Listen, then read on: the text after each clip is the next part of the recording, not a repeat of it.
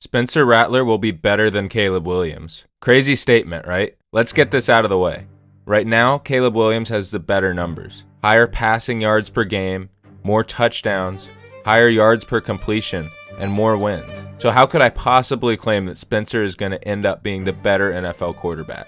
Before we get into that, we can't talk about these two without going into the rivalry they have. This isn't just any quarterback comparison. There's real history here. Back in 2021, both Spencer Rattler and Caleb Williams were on the same sideline at Oklahoma. Rattler was the starter, the guy everyone expected to be Lincoln Riley's next great quarterback. He was coming off a strong 2020 season, had all the hype, and was even being talked about as a future #1 overall pick. But then came that Red River showdown against Texas. Rattler struggled early, and Riley made the move that changed both of their careers. Caleb Williams came in off the bench, lit up Texas, and never gave the job back. Just like that, Rattler went from the face of Oklahoma football to the odd man out. After that season, Rattler transferred to South Carolina to rebuild his career, while Caleb followed Riley to USC, where he won a Heisman and became the top pick in the draft. It looked like their stories had completely diverged. Caleb was the superstar, Rattler was the forgotten guy. Caleb went #1, and Rattler dropped all the way to the 5th round. It seemed like the story was over, and Caleb Williams was the undisputed winner of the hypothetical battle. But while the gap was huge, a few years later, both are starting in the NFL, and suddenly, things don't seem so far apart anymore. The rivalry between these two quarterbacks may just be starting.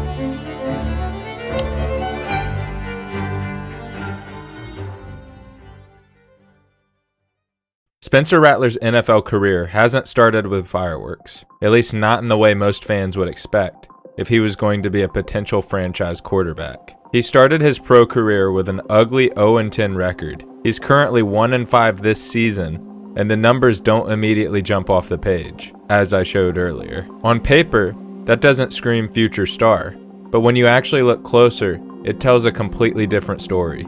Rattler's playing on one of the worst rosters in football. The team around him has given him almost nothing to work with. He's had the 3rd most drop passes in the entire league, 10 in just 6 games, and they have the 25th offensive line. Even with those issues, Spencer is still completing nearly 70% of his throws with a QBR of 57.5 and a passer rating just under 92. For a young QB with less than a full season of starts, that's impressive. And the other important factor here is the coach. Kellen Moore has done a solid job with the Saints so far, but his style is not likely to make his QB look overly exciting. As the Chargers offensive coordinator in 2023, they were 13th in the league in passing yards, and last year as the Eagles coordinator, they were 29th. His run-heavy offense was certainly effective, but not something that highlights the quarterback. So even though Rattler's yardage totals might not look special, he's actually doing more with less. He's not being asked to light up the stat sheet. He's being asked to run a new system conservatively and cut down on mistakes.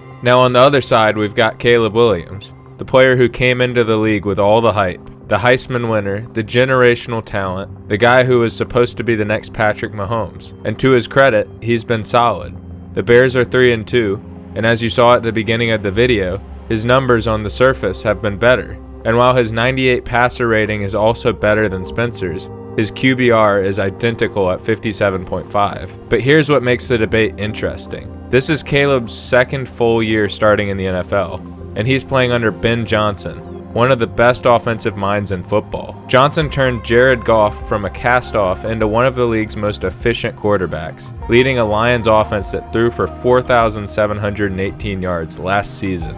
So if you're looking at environment and support, Caleb's in just about the best situation a young quarterback can have. He's got a great scheme, the 10th best offensive line to this point in the season, and skill players who rarely drop passes. The Bears rank near the top of the league in fewest drops. And yet, the numbers between him and Rattler aren't that different. When you consider how much harder Rattler's job has been, with less time to throw, worse protection, and receivers who can't hang on to the ball, you start to wonder, what happens when the playing field evens out? Rattler's shown poise, accuracy, and maturity that a lot of people didn't expect from him coming out of college. His decision-making has been sharp, he's not turning the ball over, and he's showing real leadership on a team that desperately needs it. Caleb, meanwhile, still flashes that high-end talent with higher numbers and more exciting plays, but he's been streaky. When the pocket breaks down or the offense gets off schedule, the consistency just isn't there yet. The ceiling is high, but he has a ways to go to get there. Spencer Rattler also has a high ceiling. Once upon a time, he was the #1 quarterback prospect in the country coming out of high school. Something you don't achieve without strong physical traits. And if you watch him play, it's hard not to see at least some Mahomes flashes as well. Maybe Rattler isn't better right now, but his potential is at a similar level, and he's taken a much bigger jump from year 1 to year 2. Just look at the difference in numbers from year 1 from both of them, and you'll see how much the gap got smaller already. The yards per game weren't too far apart, but the touchdown to interception ratio was miles apart, and so were the QBR and passer rating. Caleb has also been significantly better this year, but the jump is certainly not as big as the one Rattler took. If Spencer continues to take leaps like that, he'll be on a higher trajectory than Caleb, and if you put Rattler in Caleb's situation, with that offensive line, with those weapons and that coordinator, it's hard not to think his numbers would be right there, if not better. If you dropped Caleb into Rattler's situation, he might be struggling just as much or worse. What we're seeing right now is a young quarterback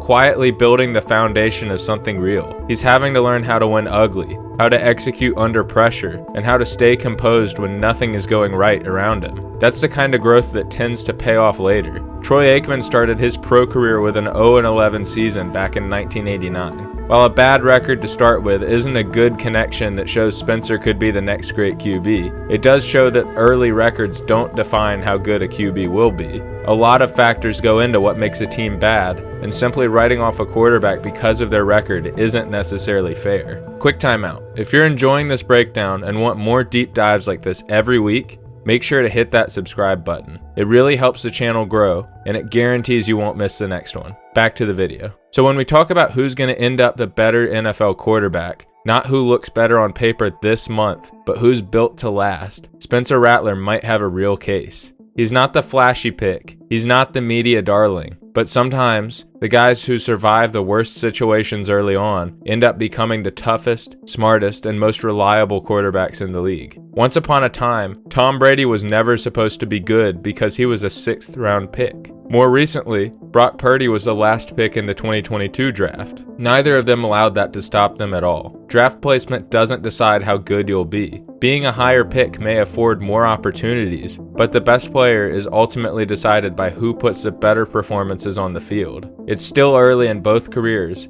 and as of now, Caleb has an edge in numbers, so maybe calling Spencer better than Caleb still feels bold right now, but give it time. Because if Spencer Rattler keeps trending the way he is, this won't look like a hot take for much longer.